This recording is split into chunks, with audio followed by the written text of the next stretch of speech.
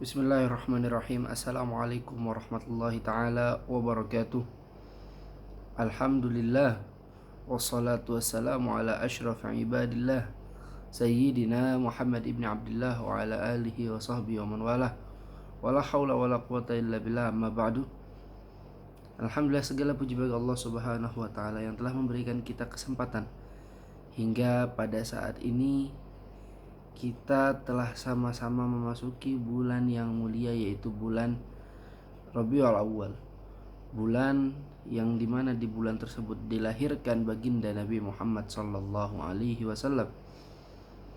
Tentu sudah pasti hendaknya bagi kita di bulan ini adalah memperbanyak daripada membaca sirahnya baginda Nabi Muhammad sallallahu alaihi wasallam, mendekatkan diri kepada Allah dan Rasulnya, memperbanyak membaca sholawat, membaca maulid, dan lain sebagainya.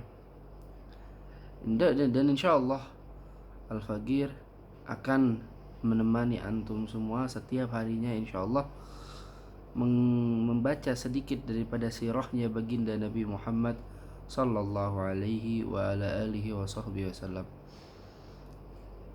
Ma'asyiral hadirin, baginda Nabi Muhammad sallallahu alaihi wasallam, beliau dilahirkan berdasarkan riwayat yang rajih, berdasarkan riwayat yang masyhur, beliau dilahirkan pada tanggal 12 Rabiul Awal tahun gajah,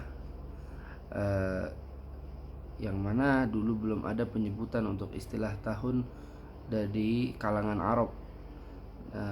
Untuk nama-nama bulan sudah ada, tapi untuk tahunnya belum ada istilahnya hingga nanti datangnya baginda Nabi Muhammad sallallahu alaihi wasallam.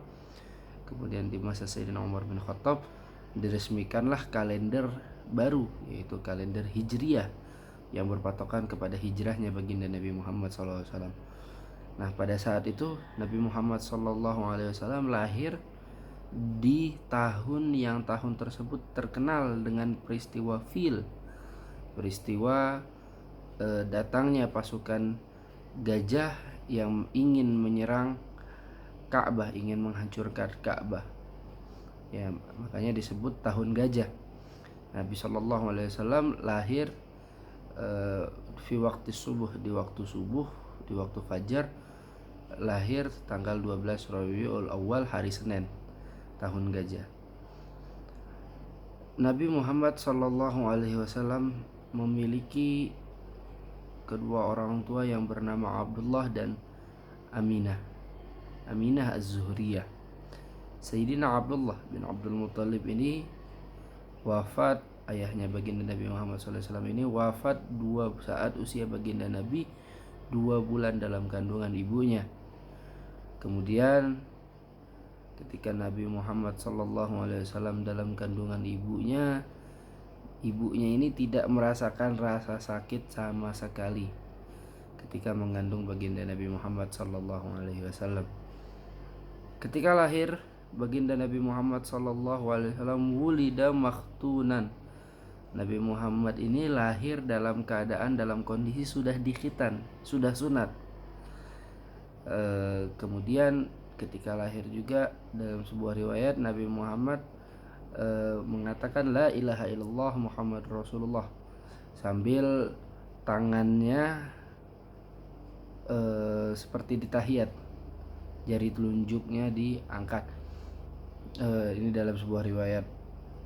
Kemudian juga ketika kelahirannya baginda Nabi Muhammad sallallahu alaihi wasallam ini terang di seluruh penjuru dunia, ini terang. Api yang disembah oleh orang Majusi pun padam ketika itu, ketika lahirnya baginda Nabi Muhammad sallallahu alaihi wasallam.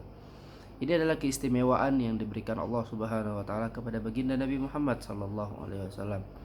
Dan hendaknya kita selaku pengikutnya baginda Nabi Muhammad sallallahu alaihi wasallam faham, tahu apa sejarah, apa yang terjadi kepada baginda Nabi Muhammad sallallahu alaihi wasallam. Ma'asyiral muslimin rahimakumullah, sekian pada kesempatan kali ini, dan insya Allah esok hari Al-Faqir akan kembali lagi bersama antum sedikit membacakan daripada sirahnya baginda Nabi Muhammad sallallahu alaihi wasallam. Semoga Allah jadikan kita pengikut baginda Nabi Muhammad sallallahu alaihi wasallam yang hakiki, yang mengikuti baginda Nabi Muhammad di setiap perilaku kita, di setiap pekerjaan kita. Semoga Allah jadikan kita faham sejarahnya baginda Nabi Muhammad sallallahu alaihi wasallam agar tambah cinta kita kepada baginda Nabi Muhammad sallallahu alaihi wasallam. Sekian hakata minni wal afu minkum. Wassalamualaikum warahmatullahi taala wabarakatuh.